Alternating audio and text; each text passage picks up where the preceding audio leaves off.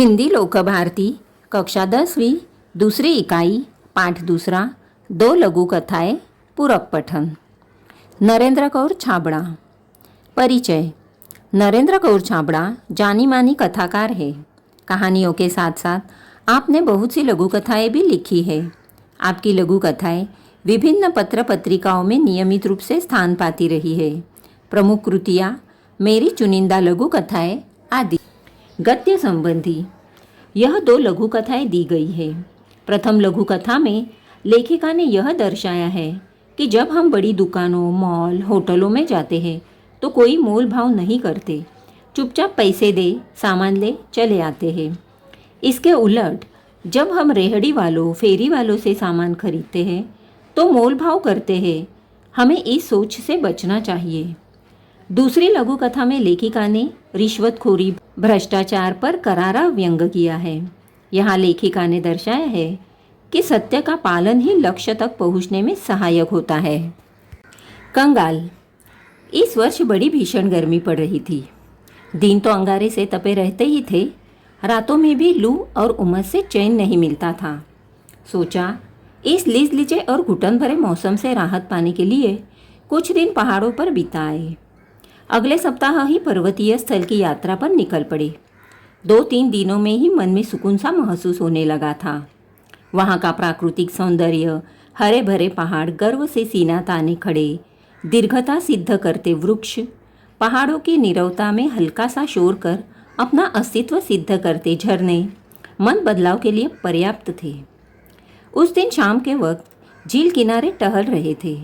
एक भुट्टे वाला आया और बोला, साहब भुट्टा लेंगे? गरम गरम भून कर मसाला लगा कर दूंगा। सहज ही पूछ लिया, कितने का है? 5 रुपये का।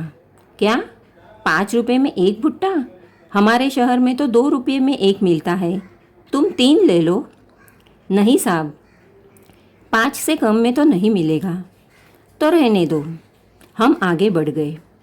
एकाएक पैर ठिठक गए और मन में विचार उठा कि हमारे जैसे लोग पहाड़ों पर घूमने का शौक़ रखते हैं, हज़ारों रुपए खर्च करते हैं, अच्छे होटलों में रुकते हैं, जो बड़ी दुकानों में बिना दाम पूछे खर्च करते हैं, पर गरीब से 2 रुपये के लिए झिकझिक करते हैं। कितने कंगाल हैं हम। उल्टे कदम लौटा और 20 रुपये में 4 भुट्टे खरीद कर चल पड़ा अपनी राह। मन अब सुकून अनुभव कर रहा था। सही उत्तर। अब तक वह कितने ही स्थानों पर नौकरी के लिए आवेदन कर चुका था, साक्षात्कार दे चुका था। उसके प्रमाण पत्रों की फाइल भी उसे सफलता दिलाने में नाकामयाब रही थी। हर जगह भ्रष्टाचार, रिश्वत का बोलबाला होने के कारण योग्यता के बावजूद उसका चयन नहीं हो पाता था। हर ओर से अब वह निराश हो चुका था। भ्रष्ट सामाजिक व्यवस्था को कोसने के अलावा उसके वश में और कुछ तो था नहीं। आज फिर उसे साक्षात्कार के लिए जाना है। अब तक देश प्रेम, नैतिकता, शिष्टाचार, ईमानदारी पर अपने तर्कपूर्ण विचार बड़े विश्वास से रखता आया था, लेकिन इसके बावजूद उसके हिस्से में सिर्फ असफलता ही आई थी। साक्षात्कार के लिए उपस्थित प्रतिनिधिमंडल में से एक अधिकारी ने पूछा, भ्रष्टाचार के बारे में आपकी क्या राय है?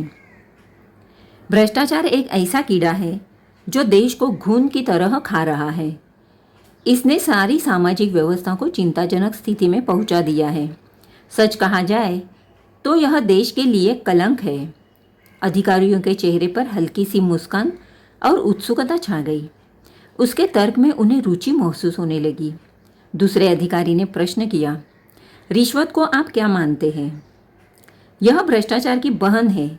जैसे विशेष अवसरों पर हम अपने प्रियजनों, परिचितों, मित्रों को उपहार देते हैं, इसका स्वरूप भी कुछ कुछ वैसा ही है, लेकिन उपहार देकर हम केवल खुशियों या कर्तव्यों का आदान प्रदान करते हैं, इससे अधिक कुछ नहीं। जबकि रिश्वत देने से रुके हुए कार्य, दबी हुई फाइलें, टलती हुई पदोन्नति, रोकी गई नौकरी आदि में इसके कारण सफलता हासिल की जा सकती है।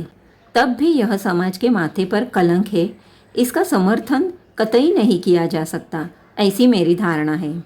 कहकर वह तेजी से बाहर निकल आया। जानता था कि यहाँ भी चयन नहीं होगा, पर भीतर बैठे अधिकारियों ने गंभीरता से विचार विमर्श करने के बाद युवक के सही उत्तर के दाद देते हुए उसका चयन कर लिया। आज वह समझा कि सत्य कुछ समय के लिए निराश हो सकता है, परास्त नहीं।